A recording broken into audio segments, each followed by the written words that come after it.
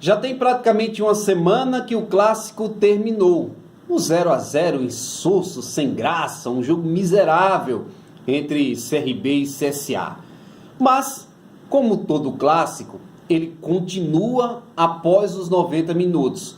E para não dizer que esse clássico teve muitos assuntos na continuação, nós tivemos o assunto do Juan, o assistente, que nas redes sociais, declaradamente torcedor do CSA, que fez a diretoria do CRB colocar uma nota de repúdio em relação a isso, críticas, cobranças em relação ao assistente, mas outro assunto ganhou tons e cores de muita rivalidade, e foi o fato de o CRB não ter repassado para o CSA parte da arrecadação, já que a renda era dividida.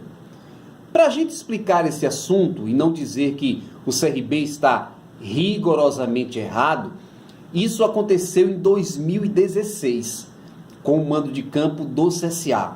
A renda também era dividida e o CSA não repassou os recursos para o CRB.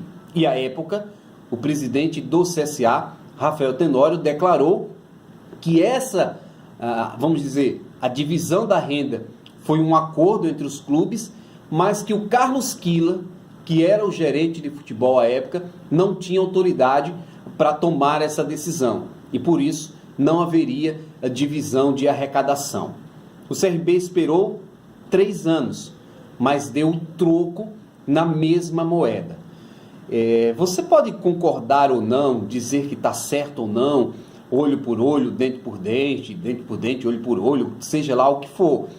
Mas o CRB usou do mesmo status que o CSA. Talvez até com a mesma situação de que o Damiani não poderia assinar uma situação como essa, abrindo mão de recursos para o Clube de Regatas Brasil. Eu entendo que se uma ou outra situação estava no regulamento da competição, ou o documento assinado constava como se fosse parte do regulamento, isso precisaria ter sido cumprido por CSA e por CRB. Também entendo que, apesar do CRB pagar com a mesma moeda, seria clássica uma resposta do CRB em outro tom. Dizer ou repassar, por exemplo, para o CSA um valor bem inferior, mas descontando a diferença que o CSA não pagou no outro jogo. Então, coisas desse tipo também teriam uma repercussão bem diferente. Mas o que se faz aqui, de repente, aqui se paga. E na época, a declaração que o CSA deu de que não havia autorização para se definir por essa divisão de renda, foi usada também pelo CRB para essa situação.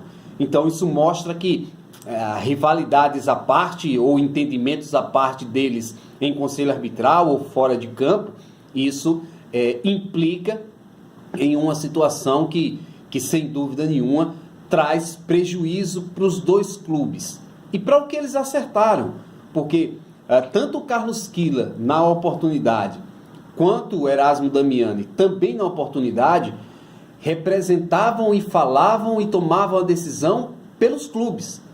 E acho que tanto no aspecto do CSA quanto no aspecto do CRB há uma incorreção por não cumprirem algo que eles acertaram, que eles acordaram. O CSA deu o primeiro passo em não cumprir, o CRB devolveu. E acho que no próximo ano, se nós tivermos um clássico só na primeira fase e houver essa situação, é que você defina de uma vez por todas que quem tiver o mando de campo tem a renda total, para não ficar esse disse-me-disse, ou agora que igualaram, não, mas eu vou devolver, não, agora a gente vai dividir. Não, defina por isso. Em 2020 é sorteio, ou porque esse ano foi o CRB, no próximo ano será o CSA, não sei. Mas que o mandante do clássico tenha o recurso inteiro, a arrecadação inteira, para evitar essa troca de gentilezas, né, entre um clube e outro. Não fica bem que clubes centenários afirmem, ajustem uma situação, assumam compromissos e esses compromissos não sejam cumpridos. Repito aqui, o CSA deu pontapé de forma equivocada nisso. Se havia uma divisão de renda, o CSA teria que repassar para o CRB. O CRB esperou a oportunidade, esperou 3 anos e devolveu na mesma moeda a situação para o CSA. Estão empatados, mas acho que a partir de agora você precisa ter uma nova postura. Ou a postura de respeito por essa orientação, a divisão da arrecadação, tendo só um clássico, ou que o mandante tenha todo o recurso e que não fique esse troca, esse não pago, não vai, porque é chato e descredibiliza a imagem dos clubes, o acerto que os clubes tiveram num conselho arbitral com seus representantes legais, porque Damiani e o Carlos Quila, à época, tinham autorização para tratar de determinados assuntos, porque se não é assim, você diz, não tem autorização para tratar sobre isso. Depois a gente define essa situação. Aí eu acho correto. Mas depois dos profissionais terem tomado a decisão e não se cumprir o que foi decidido, não é legal, inclusive para a imagem dos dois clubes. Este foi mais uma Opinião na Rede. Amanhã a gente volta com outras informações, com outros assuntos aqui dentro da TV Esporte Alagoano. Deixe teu like, interaja conosco, se inscreva no canal, dê a sua opinião para que a cada dia a gente possa crescer mais esse projeto. Um abraço!